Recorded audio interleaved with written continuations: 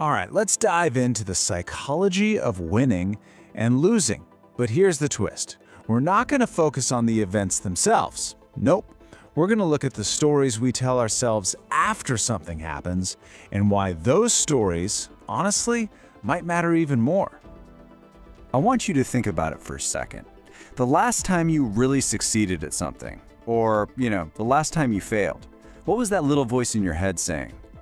Did you think, I'm a genius? Or was it more like, wow, I got lucky? Did you beat yourself up for not trying hard enough? Or did you just blame the universe? That little story, well, it's everything. You see, these internal narratives we're constantly spinning in our heads, they aren't just random thoughts. Oh no, there's a whole science behind them, and it's absolutely fascinating. At our core, we're all storytellers. It's a basic human thing. We are just wired to look for reasons, especially when it comes to things that happen to us. We're always trying to answer that one big question. Why? Why did this happen to me? And this is exactly where something called attribution theory comes in. It's basically the psychological rulebook for understanding these little explanations, or attributions, that we come up with for all our wins and our losses. So, how do we explain what happens to us? Well, it turns out that most of our stories, our attributions, they pretty much all fall into just 4 main buckets. Okay, now look closely at this, because the difference here is so important. You've got ability and effort, which are listed as internal. That's stuff about you. But then you have task difficulty and luck, and those are external. That's stuff about the world around you. Getting a handle on this split between what we feel we control and what we feel we don't, that is absolutely key. Let's make this super clear.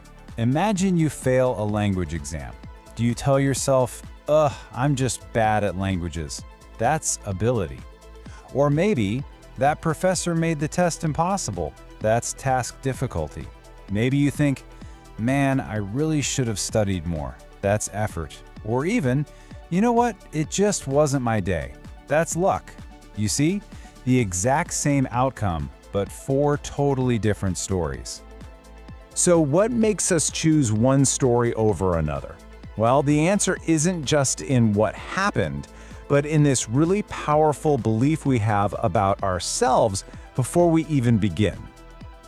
And that powerful belief has a name: self-efficacy. Now, the most important word there is belief.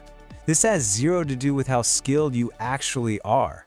It's all about whether you believe you have what it takes to get the job done. So your self-efficacy, it kind of acts like a filter. It totally shapes the narrative you build after you fail. And that narrative, in turn, dictates what you're going to do next.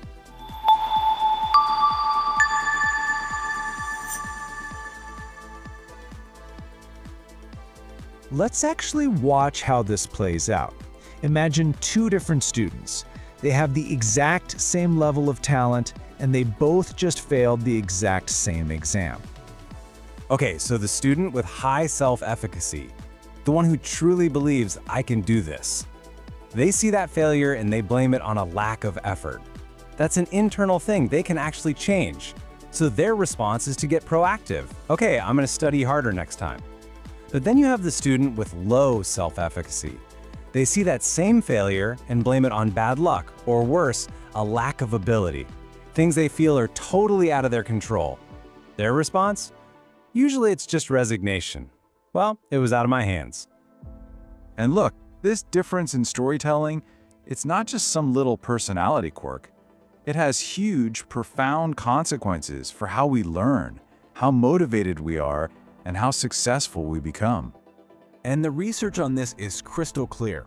If you're constantly blaming outside forces, luck, the difficulty, whatever, you're robbing yourself of your own power.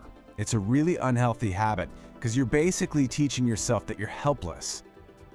But maybe the most dangerous story of all is the one that's internal but feels totally permanent. The belief that you failed simply because you're not good enough. That mindset, it's a trap. It literally creates a self-fulfilling prophecy, where the belief that you're going to fail becomes the very reason that you do. A really vicious cycle gets started. And this lays out that cycle perfectly. It starts with you believing you just don't have the skill. So when you fail, you see it as proof. Then you think, well, why should I try so hard next time if I'm just going to fail anyway?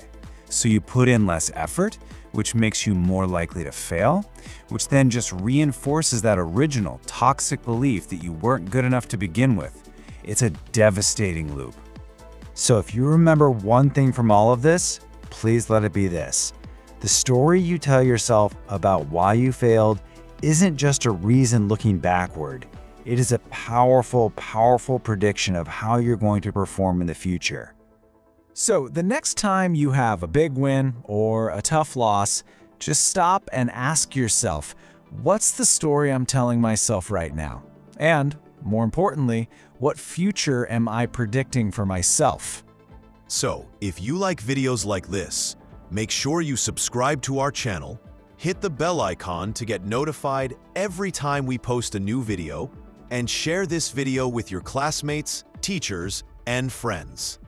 Thank you all for your input. Let's keep this process efficient and on track.